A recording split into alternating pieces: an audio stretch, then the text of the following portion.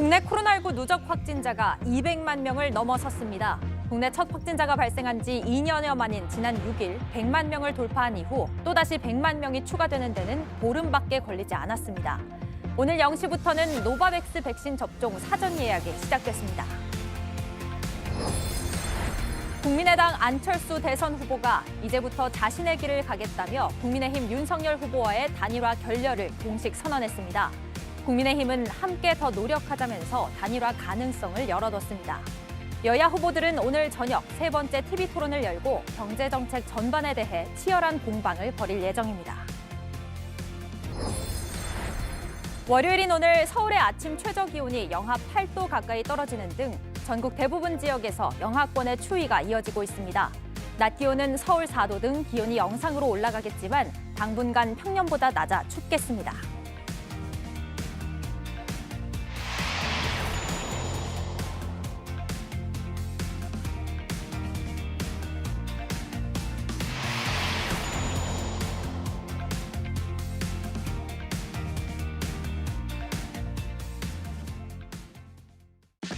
시청자 여러분 안녕하세요. 설레는 하루를 만드는 습관, 아침엔과 함께 새로운 한 주 산뜻하게 출발해 보겠습니다.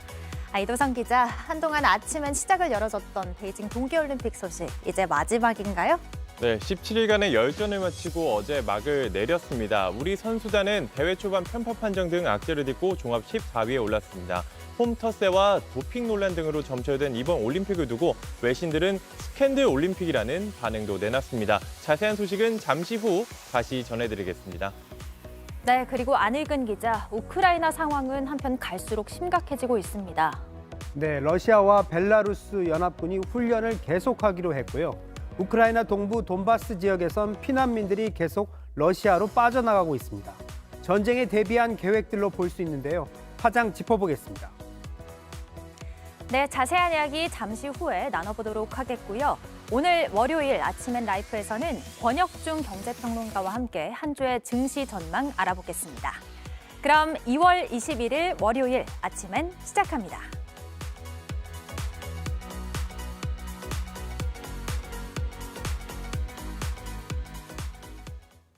첫 소식입니다. 안철수 국민의당 대선 후보가 어제 국민의힘 윤석열 후보와의 야권 단일화 결렬을 선언했습니다. 단일화 제안을 한 지 일주일 만에 긴급 기자회견을 연 안 후보는 더 이상의 무의미한 과정과 시간을 정리하겠다며 모든 책임은 윤 후보에게 있다고 했습니다. 국민의힘은 아직 끝나지 않았다는 입장이고 민주당은 최악의 상황은 피했다는 분위기인데요. 자세한 내용 전다빈 기자가 전해드립니다. 계획에 없던 긴급 기자회견이었습니다. 저는 이제부터 저의 길을 가겠습니다. 더 이상 답변을 기다리는 것은 무의미하다고 결론을 내렸습니다. 13일 야권 단일화 제안을 한 지 꼭 일주일 만에 결렬 선언을 한 겁니다. 결렬의 책임이 윤석열 후보 측에 있다고 강조했습니다. 단일화가 성사되지 못한 책임은 제1야당과 윤석열 후보에게 있음을 분명하게 말씀드립니다. 다시 시작한다는 건 물리적으로, 시간적으로 가능하지가 않습니다. 하지만 국민의힘은 단일화 논의가 끝났다고 보지 않는다는 반응을 내놨습니다. 말씀하신 충정을 충분히 이해합니다. 정권 교체를 요구하는 국민께 실망을 드려서는 안 될 것입니다. 윤 후보 측 관계자는 예상치 못한 발표라면서도 앞으로도 포기하지 않고 물밑 접촉을 위해 노력할 것이라고 했습니다. 다만 이준석 대표는 JTBC와의 통화에서 안 후보 측에 기존 입장과 다른 새로운 이야기를 제시할 이유도 없고 제시할 생각도 없다고 못을 박았습니다. 민주당 선대위는 재차 통합정부를 거론하며 구애에 나섰습니다. 안철수 후보가 제시하는 과학기술 강국 아젠다를 소중하게 생각하고 잘 수용할 자세가 돼 있다. 민주당 측 관계자는 두 후보의 야권 단일화는 이제 끝난 것이라며 최악의 상황은 피했다고 본다고 말했습니다. JTBC 전다빈입니다. 대선 공식 선거운동이 시작된 후 처음 맞는 휴일이었던 지난 주말, 후보들은 각각 자신의 정치적 고향에서 집중 유세를 펼쳤습니다. 아마추어가 국가 경영을 맡으면 망한다. 전직 대통령 파는 것 믿지 말라. 후보들은 이런 말을 언급하며 상대 후보에 대한 공격 수위를 높였는데요. 오늘 저녁에는 공식 선거운동 기간 첫 법정 TV 토론이 열립니다. 보도에 유미애 기자입니다. 이재명 더불어민주당 대선 후보는 어제 정치적 고향인 경기도를 찾았습니다. 윤석열 후보를 아마추어로 규정하며 국정은 연습하는 자리가 아니다라고 강조했습니다. 아마추어가 국가 경영을 맡으면 나라가 망합니다. 국정은 연습하는 자리가 아닙니다, 여러분. 대한민국의 운명을 걸고 시험 연습하시겠습니까, 여러분? 코로나 퇴치를 기원하는 발차기는 물론 송판 2장을 주먹으로 격파해 눈길을 끌기도 했습니다. 윤석열 국민의힘 후보는 주말 영남권 유세에서 전직 대통령을 지속적으로 거론했습니다. 이들이 노무현 대통령, 김대중 대통령 파는 거 믿지 맙시다, 여러분. 어디다가 그런 분들을 내놓고 선거 장사에 이용합니까? 윤 후보의 이 같은 발언은 전직 대통령에게 우호적인 지역 민심에 호소하는 한편 보수, 진보 진영의 대결 구도를 흔들어 중도 표심까지 겨냥하려는 의도로 보입니다. 윤 후보는 일요일인 어제는 방송 광고 촬영 외에 별도 일정이 없었습니다. 오늘 저녁 8시에는 공식 선거운동 기간 첫 법정 TV 토론이 열립니다. 4명의 후보가 맞붙는 세 번째 TV 토론으로 주제는 경제정책 전반입니다. 여야 후보들은 TV 토론 준비를 위해 출근길 인사가 예정된 국민의당 안철수 후보를 제외하고 모두 공개 일정을 잡지 않았습니다. JTBC 유미애입니다. 국내 코로나19 확진자가 보름 만에 100만 명이 늘어 지금까지 누적 확진자가 200만 명을 넘어섰습니다. 정부는 오늘부터 40대 기저질환자에게도 먹는 치료제를 처방하기로 했고 18세 이상 성인 미접종자를 대상으로 한 노바백스 백신 접종 사전 예약도 오늘부터 시작됐습니다. 서효정 기자입니다. 어제 자정부터 밤 9시까지 확진자 수는 93,260명으로 집계됐습니다. 10만 명을 넘겼던 전날보다는 적지만 여전히 높은 수준입니다. 검사 건수 감소와 함께 확진자 수도 줄어드는 일요일이었던 걸 감안하면 사실상 주말 효과가 사라진 셈입니다. 오늘 발표될 누적 확진자 수는 200만 명을 넘게 됐습니다. 국내 누적 확진자 수는 어제 자정 기준으로 196만여 명이었는데 밤 9시까지 확진자 수를 더하면 205만 명대가 됩니다. 국내에서 첫 확진자가 발생한 이후 100만 명을 넘기기까지 2년 이상 걸렸는데 불과 보름 사이에 100만 명이 추가로 확진 판정을 받은 겁니다. 정부는 이제 폭증하는 확진자 수보다 위중증 환자 증가세에 주목하고 있습니다. 위중증 환자는 지난 14일 300명대로 올라선 뒤 닷새 만에 400명을 넘어섰고 어제는 30여 명 더 늘어나 439명을 기록했습니다. 정부는 오늘부터 먹는 치료제 팍스로비드를 40대 이상 기저질환자도 처방받을 수 있게 했습니다. 기존엔 60세 이상과 50대 기저질환자까지만 포함됐지만 고위험군의 위중증 진행을 최소화하기 위해 처방 대상을 확대한 겁니다. 국내 5번째로 승인된 백신인 노바백스 백신 접종 사전 예약도 오늘 자정부터 시작됐습니다. 사전 예약 홈페이지를 통해 예약할 수 있고 오늘 예약하면 2주 뒤인 3월 7일부터 원하는 날짜에 맞을 수 있습니다. 자녀 백신을 활용한다면 당일 접종도 가능합니다. JTBC 서유정입니다. 당초 20일에 끝날 예정이었던 러시아와 벨라루스의 연합 군사훈련이 무기한 연장되면서 앞으로의 상황을 예측하기 어렵게 됐습니다. 이런 가운데 토니 블링컨 미 국무장관은 지금 러시아가 우크라이나를 침공하기 직전이라고 했습니다. 워싱턴에서 김필규 특파원입니다. 벨라루스가 러시아와의 연합 군사훈련을 연장한다고 밝혔습니다. Сил реагирования союзного государства будет продолжено. Генеральные штабы Вооруженных сил Республики Беларусь, Российской Федерации. 주변에 서방의 군사 활동이 늘었고 우크라이나 동부 돈바스 지역 상황이 나빠진 걸 이유로 들었습니다. 당초 러시아는 연합훈련이 끝나면 군대를 물릴 거라고 했습니다. 하지만 언제까지 훈련을 연장할지 밝히지 않아 철수 여부도 알 수 없게 됐습니다. 실제로 우크라이나 동부에는 친러 반군들이 쏘는 포격이 이어지는 걸로 전해졌습니다. 우크라이나 정부군이 반격할 거란 소식에 피란을 떠나는 러시아계 주민들도 늘고 있습니다. CNN은 러시아 전투 주력 부대의 75%가 우크라이나를 겨냥해 배치됐다고 보도했습니다. 블링컨 미 국무장관은 연합훈련 연장을 러시아가 결국 전쟁을 일으키겠다는 신호로 봤습니다. 하지만 마지막까지 외교의 끈을 놓지 않는다고도 강조했습니다. Until the tanks are actually rolling and the planes are flying, we will use every opportunity and every minute we have to see if diplomacy can still dissuade President Putin from carrying this forward. 이번 주 미국과 러시아 간의 외교장관 회담이 예정됐지만 국지전이 언제 전면전으로 번질지 모르는 불안한 상태가 이어지게 됐습니다.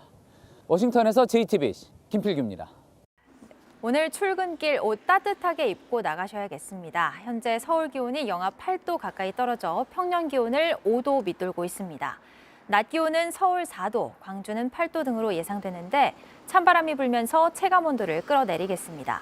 오전부터 낮 사이 수도권과 강원 영서에는 눈이 조금 내리겠고 충청과 호남에도 눈이 날리는 곳이 있겠습니다.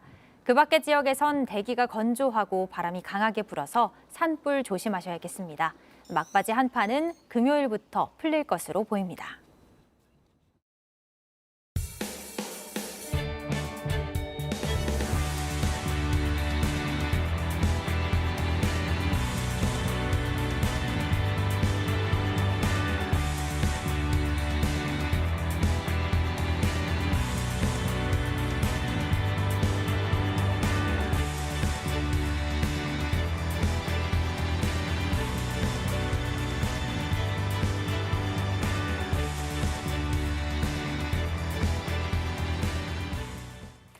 밤사이 핵심 국제 뉴스만 짚어드리는 아침엔 월드입니다. 오늘도 국제 외교안보 심층 취재를 맡고 있는 안일근 기자 나와 있습니다. 안녕하세요. 네. 우크라이나 상황이 점점 심각해지고 있습니다. 네, 동부 돈바스 지역에서는 친러 반군과 정부군의 교전이 나흘째 이어졌고요. 러시아와 벨라루스 연합군은 핵무기를 탑재할 수 있는 전략 폭격기 투폴레프까지 동원하는 연합훈련을 계속하기로 했습니다. 러시아군 병력의 75%가 우크라이나를 겨냥해 배치됐다는 외신 보도도 나왔습니다. 도네츠크와 루간스크 등 이른바 돈바스 지역을 장악하는 친러 반군은 이들 지역의 주민들을 인근 러시아의 로스토프주로 대피시키고 있습니다. 이미 4만 명의 난민이 로스토프주로 이동했다고 러시아 비상사태부가 밝히기도 했습니다. 피난민의 말 들어보겠습니다. Власти сказали, уезжайте, мы слушаемся, потому что пугает двое маленьких детей, пугает, что что-то может произойти с ними. Ну, страшно. Я сама с Октябрьского. Там прожила 14-15, сейчас не хочу попасть так же. 다만 일부 외신들은 이런 피난민들의 대피가 전쟁에 대한 우려보다는 반군 지도자들의 대피 명령에 따른 것이라는 보도도 전했습니다. 루간스크에서 민간인 2명이 우크라이나 정부군 공격으로 사망했다는 러시아 관영 타스통신 보도도 있었는데요. 러시아의 수사당국은 즉각 사건을 조사하겠다고 밝혔습니다. 아무래도 군부대 움직임이나 방금 말씀하신 것 같은 피난 보도를 보면 러시아와 반군의 전쟁 준비 움직임이 더 가속화되고 있는 것 같은데요. 어떻게 봐야 할까요? 그렇습니다. 상황이 다급해지자 우크라이나 젤렌스키 대통령은 지난 토요일이죠. 뮌헨 안보회의 연설에서 경제가 붕괴하고 영토 일부가 점령된 뒤에는 제재가 필요 없다면서 러시아에 대한 즉각적인 제재를 요구했는데요. 젤렌스키 대통령의 말도 들어보겠습니다. Архітектура безпеки у Європі та світі майже зруйнована. Пізно думати про ремонт, час будувати нову систему. 그러나 미국과 EU는 먼저 제재에 착수해 전쟁의 빌미를 먼저 주진 않겠다는 태도입니다. 보리스 존슨 영국 총리는 러시아가 우크라이나를 침공하면 러시아 기업들은 달러와 파운드와 거래를 하지 못할 수 있다고 경고했습니다. 존슨 총리의 말도 들어보겠습니다. I'm afraid to say that the plan that we're seeing is for something that could be really the biggest war in Europe since 1945, just in terms of sheer scale. 조 바이든 대통령은 오늘 국가안보회의 NSC를 소집합니다. 그리고 이번 주에는 블링컨 미 국무장관과 라브로프 러시아 외무장관 간 회담도 예정돼 있습니다. 아무래도 상황이 이렇게 긴박하게 돌아가다 보니까 현지에 남아있는 우리 교민들도 걱정이 되는데요. 청와대는 어제 서훈 국가안보실장 주재로 국가안전보장회의 NSC 긴급 상황 점검 회의를 열었는데요. 현지에 아직 남아있는 60여 명의 우리 교민 철수 문제도 점검을 했습니다. 현재 키예프에 남아있는 교민에게 출국을 강력 권고하고 우크라이나 서쪽 리비브나 인근 폴란드에 있는 푸셰미시우 등 임시사무소로 철수시키는 방안을 검토 중인 겁니다. 네, 아무쪼록 모두 다 건강하게 이제 돌아오기를 바랍니다. 네, 지금까지 안혜근 기자였습니다. 잘 들었습니다.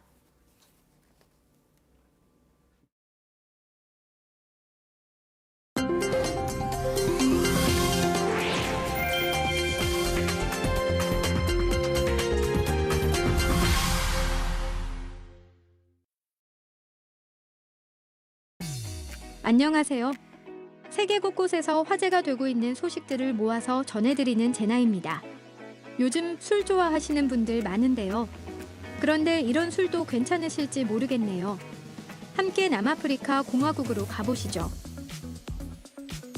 거대한 코끼리들 앞에서 맨손으로 똥을 줍는 이 남자. 배설물을 쪼개고 냄새도 맡아봅니다. 뭘 하려는 걸까요? 이 남성이 코끼리 똥으로 만든 것은 다름 아닌 술입니다. 코끼리는 평소 과일과 식물만 먹고 먹은 것의 3분의 1만 소화를 하는데요. 장 안에서 발효가 잘 되기 때문에 술을 만드는 데 최적의 조건이라고 합니다. 이 전통주 장인 코끼리 똥에서 모은 과일과 식물의 잔해로 증류시켜 술을 만드는데요. 배설물을 채취한 계절에 따라 맛이 미묘하게 달라진다고 하네요. 한 병에 우리 돈으로 6만 원. 획을 연상시키는 향 뒤로 달콤함이 부드럽게 이어져 인기라고 합니다. 돌고래가 창백한 모습으로 죽어 있습니다. 캄보디아 메콩강에 숨겨진 보물로 알려진 이라와디 돌고래입니다. 독특하게 강에서 살고 웃는 얼굴을 한 희귀종인데요. 사체로 발견된 이 돌고래가 메콩강의 마지막 돌고래입니다. 최근 수년간 메콩강에서 댐 건설과 불법 포획이 늘어 개체수가 급격히 감소했는데요. 마지막 돌고래의 죽음이 사람이 쳐놓은 어망 때문인 것으로 밝혀져 안타까움을 더하고 있습니다. 인도의 모디 총리가 무언가를 유심히 바라봅니다. 농작물에 농약을 뿌리는 드론이 보이는데요. 하나 둘 영상이 늘더니 많은 수의 영상이 띄워집니다. 지난 19일 인도 정부에서 자국산 농업용 드론 100개를 전국에 동시에 띄우는 행사를 열었습니다. 정부와 드론 생산 스타트업이 손을 잡고 2년 안에 드론 10만 대를 생산하겠다고 밝혔는데 인도 정부는 드론 사업이 농업인들의 수익을 높여주고 청년 일자리를 창출할 것으로 기대하고 있습니다. 특히 인도는 인구의 절반이 농업인인데요. 대부분 소규모 경작자라서 정부가 한 대당 최소 800만 원인 드론을 무료로 제공할 예정이라고 하네요. 농약 살포부터 농작물 상태 모니터링까지 드론이 새로운 농업 시대를 열고 있습니다. 지금까지 제나였습니다. 해수욕을 즐기는 사람들로 가득한 미국 마이애미 해변에 갑자기 헬기 한 대가 추락했습니다. 수영하던 사람들 바로 옆으로 떨어져서 하마터면 큰일 날 뻔했는데요. 다행히 조종사가 기지를 발휘해서 크게 다친 사람은 없었습니다. 김민관 기자의 보도입니다. 해수욕을 즐기는 사람으로 북적이는 미국 플로리다주 마이애미 해변. 평화로운 해변 위로 갑자기 헬기 한 대가 나타나더니 빠른 속도로 바다를 향해 떨어집니다. 수영을 즐기던 사람과 충돌할 수도 있는 아슬아슬한 상황. 조종사는 추락 직전 가까스로 조종관을 당겼습니다. 속도를 줄여 방향을 돌리는 데 성공해 사람과의 충돌을 피했습니다. 헬기에 탄 승객도 큰 부상을 입지는 않은 것으로 전해졌습니다. 겨울 폭풍 유니스가 찾아온 유럽은 곳곳이 폐허가 됐습니다. 벨기에 해변에는 시속 130km가 넘는 강풍이 불어닥쳤습니다. 건물을 집어삼킬 듯 거센 파도가 일렁이고 시민들은 강한 바람에 걷기조차 버겁습니다. 폭풍이 휩쓸고 간 네덜란드 암스테르담 거리는 가로수가 뽑히고 건물 유리창이 깨져 있습니다. It was a little bit disconcerting because our apartment was swaying. My workstation, my screens were moving in the wind even though everything was closed. 이번 폭풍으로 유럽 전역에서 최소 9명의 시민이 숨진 것으로 전해졌습니다. JTBC 김민관입니다. 코로나19 하루 확진자가 사흘째 10만 명대를 기록했고 오늘도 10만 명 가까이 발표될 거라는 소식 전해드렸는데요. 이런 와중에 우리 아이들은 곧 학교에 갑니다. 아이들 선제 검사용 자가검사 키트를 정부가 오늘부터 나눠주는데요. 의무가 아닌 권고라고 하지만 과연 실효성이 있을지 의문을 갖는 학부모들이 많습니다. 이재승 기자가 취재했습니다. 일주일 앞으로 다가온 새학기 개학. 정부가 예상하는 오미크론 변이 확산 정점도 3월 이후입니다. 학교 방역 비상 상황에 정부는 선제검사 카드를 꺼냈습니다. 당장 오늘부터 유치원생과 초등학생에 주 2회 쓸 수 있는 자가검사 키트를 무료로 줍니다. 3월에는 중고등학생과 교직원도 무료로 받습니다. 여기서 결과가 양성이면 PCR 검사를 추가로 받는 구조입니다. 다만 꼭 검사를 받아야 등교할 수 있는 건 아닙니다. 신속 항원 검사 키트는 자율적인 방역 체계로 운영이 되며 신속 항원 검사 키트를 의무적으로 학부모와 학생들에게 요구하지는 않겠습니다. 강제성 논란은 피했지만 실효성에는 의문이 생깁니다. 자율적으로 하는 거에 대해서는 진짜 의미가 없을 것 같아요. 그럼 진짜 하는 사람들은 너무 무의미한 거잖아요. 뭐하러 하나요? 그 키트를 100% 신뢰하기도 좀 어렵고 그냥 아예 안 했으면 좋겠어요. 어제 0시 기준 새로 코로나19 확진 판정을 받은 사람은 10만 4,829명입니다. 전날보다 2,619명 더 많고 사흘 연속 10만 명을 넘겼습니다. 개학 직후인 3월 초에는 하루 확진자 수가 20만 명을 넘을 것이란 전망도 나옵니다. 교육부의 선제검사 정책이 어떤 결과를 낼지 이목이 집중됩니다. JTBC 이재승입니다. 백신 접종 의무화에 반대하며 트럭을 몰고 집결했던 캐나다 트럭 시위대는 수도를 3주간 점령할 정도로 위세가 대단했지만 경찰이 100명 넘게 체포하고 트럭들도 견인해가면서 끝이 났습니다. 하지만 세계 곳곳에선 비슷한 시위가 퍼지고 있습니다. 윤서령 기자가 보도합니다. 이 남자는 딸 넷을 둔 캐나다의 평범한 시민입니다. 코로나 규제가 없어질 때까지 집에 가지 않겠다고 합니다.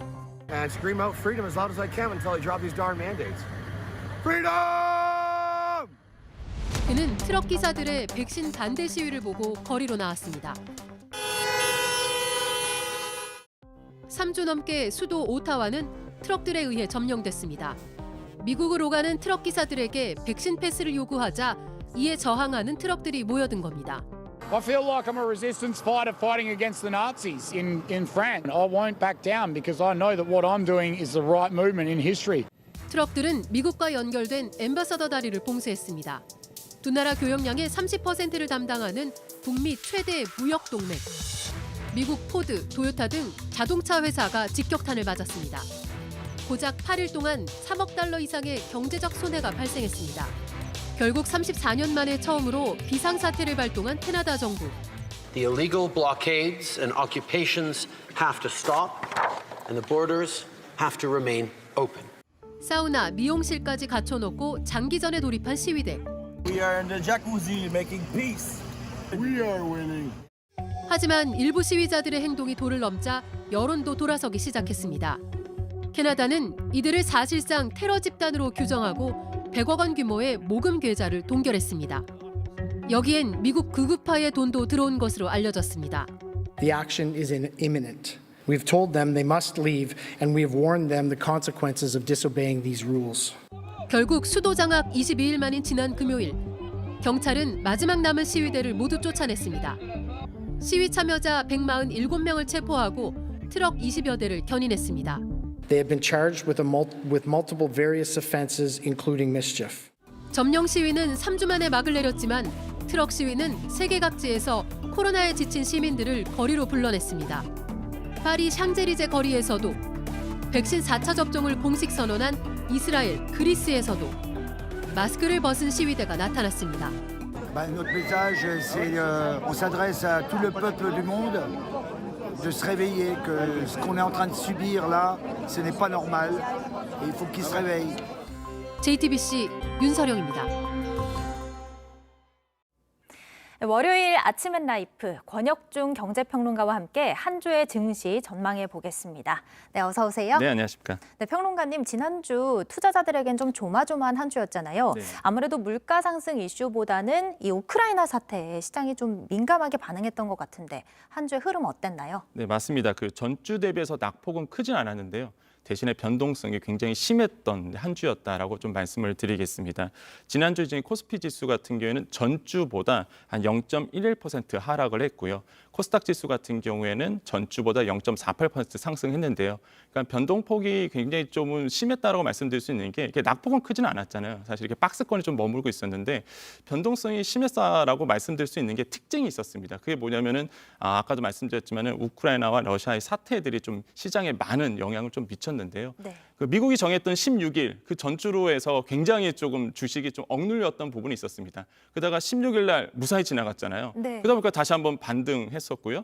그런데 그 다음 날 이제는 우크라이나가 친러 지역에 포탄을 발포했다라는 이슈가 나오자마자 정말 무섭게 빠졌거든요. 네. 그러다가 또 미국과 러시아가 대화한다는 얘기가 나오자마자 또 무섭게 반등하고 이러다 보니까 굉장히 변동성이 심했던 한 주였다라고 평가해 볼 수 있습니다. 네, 되게 변동성이 정말 말 그대로 심했던 것 같아요. 근데 미국은 러시아가 언제든 우크라이나를 공격할 수 있다라고 지금 보고 있지 않습니까? 네, 그래서 맞습니다. 아무래도 이번 주 증시도 역시 우크라이나 사태에서 자유롭지 못하겠죠? 맞습니다. 지금 이제는 국제적으로 봤을 때 군사적 긴장감에 따라서 이번 한 주도 마찬가지로 이제 변동성이 굉장히 심해질 수밖에 없다. 그래서 아무래도 투자 심리가 왔다 갔다 할 수밖에 없는 부분이 있겠고요. 그렇게 영향을 본다 그러면 전쟁 위협이 계속적으로 일어나다 보니까 사실 에너지와 국제의 식품 가격 지수가 굉장히 좀 올랐다 내려갔다 변동성이 좀 심해지는 부분이 있습니다. 네. 이미 아시겠지만 러시아는 세계 세계 세 번째 산유국이기도 합니다. 그래서 유가에 대한 민감하게 좀 반응할 수밖에 없고 우크라이나도 마찬가지예요. 수출을 하는데 밀 수출이 세계 5위 국가입니다. 그러다 보니까 식료품 가격 중심으로 해서 사실은 변동성 지수가 좀 크게 나타날 수밖에 없습니다. 또 한 가지 특징이 뭐냐면 일시적이긴 했지만 방산주들이 한마디로 전쟁과 관련된 이런 방산주들이 조금 반응했던 부분이 있었거든요. 예. 그래서 이번 한 주도 한번 모니터링을 해보시는 것을 권유드리겠습니다. 아, 네, 방위산업주. 맞습니다. 네, 그리고 또 불안한 상황이긴 해요. 하지만 그래도 이번 주 좀 긍정적으로 영향을 미칠 만한 소식은 없을까요? 아무래도 세계 전세적으로 본다 그러면 우리는 엔데믹 상황, 그러니까 일상화로 돌아가려는 분위기가 느껴지면서 사실 이게 좀 반등에 영향을 좀 줄 수 있다라고 좀 말씀을 드리겠는데요. 일단 첫 번째로는 오미크론 변이 바이러스에 대해서 엔데믹의 목소리들이 좀 많아지고 있습니다. 최근에 그 모더나 CEO가 얘기했지만 엔데믹, 그러니까 일상화로 돌아가는 이런 모습들 계속적으로 인터뷰에서 얘기를 하고 있고요. 네. 또한 화이자 CEO도 마찬가지로 비슷한 뉘앙스의 이야기를 하고 있거든요. 물론 제약사 CEO의 목소리라고 우리가 알고 들어야 되겠지만 알면서도 사실 이제는 글로벌의 목소리들이 전 세계적으로 나오는 목소리들이 이제는 풍토병을 뜻하는 이제 엔데믹 상황으로 이제 갈 것이다라는 목소리가 나오면서 좀 더 긴장 완화라고 좀 볼 수가 있겠고 네. 두 번째로는 그러니까 미국의 실내 마스크 완화 지침이 좀 나오고 있습니다. 특히 좀 가장 엄격했던 뉴저지주 같은 경우에는 실내 마스크 철폐에 대해서 이제 동의를 한 상태고 네. 그렇게 된다 그러면 미국의 50개 주 중에서 하와이주를 빼고는 지금 실내 마스크 폐지에 대해서 하고 있고 또한 앞으로 할 것으로 보고 있기 때문에 이런 부분을 본다 그러면 조금 더 완화되는 추세를 좀 볼 수가 있겠고요. 예. 또한 영국도 마찬가지입니다. 영국도 이제는 실내 마스크에 대한 폐지, 완화적인 분위기도 지금 나오고 있거든요. 이런 부분을 봤을 때는 아마 증시에서 긍정적인 시그널로 작용할 것이다라고 이제 보고 있습니다. 네. 아무래도 긍정적인 시그널, 반등이 기대되는 좀 구체적인 업종도 좀 짧게 설명을 좀 해주실 수 있으실까요? 네, 가장 중요한 거는 사실 이제 군사적 긴장감이 일어나지 한다는 그 조건하에 말씀을 드리면 아무래도 리오프닝주에 대한 관심들이 많아질 수밖에 없습니다. 그러니까 경기 재개주거든요. 경기가 회복되면서 같이 올라가는 대표적으로 엔터테인먼트라든지 특히 유통이라든지 소비재주 중심으로 오를 것이고요. 무엇보다 화장품주. 마스크를 벗기 때문이죠? 맞습니다. 마스크를 벗기 때문에 이제 화장품주도 아마 이번 주에는 좀 관심을 더 갖지 않을까 생각을 해봅니다. 네, 말씀 잘 들었습니다. 지금까지 권혁중 경제평론가 만나봤습니다. 네, 감사합니다.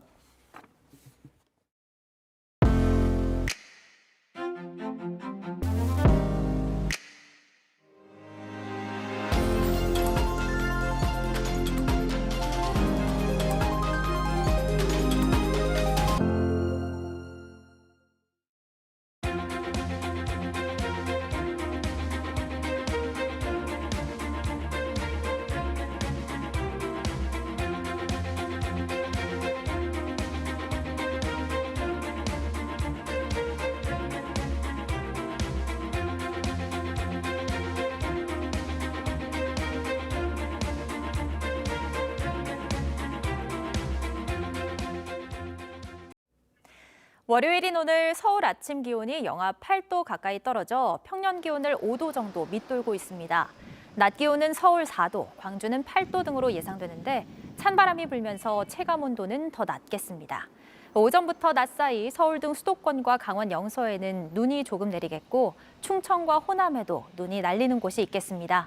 막바지 한파는 금요일부터 풀릴 전망입니다. 지난 몇 주 동안 우리에게 감동과 재미를 선사해준 우리 선수들 고생 많으셨습니다. 4년 뒤 밀라노 코르티나 동계올림픽에서 다시 한번 펼쳐질 희망의 레이스 기대하겠습니다.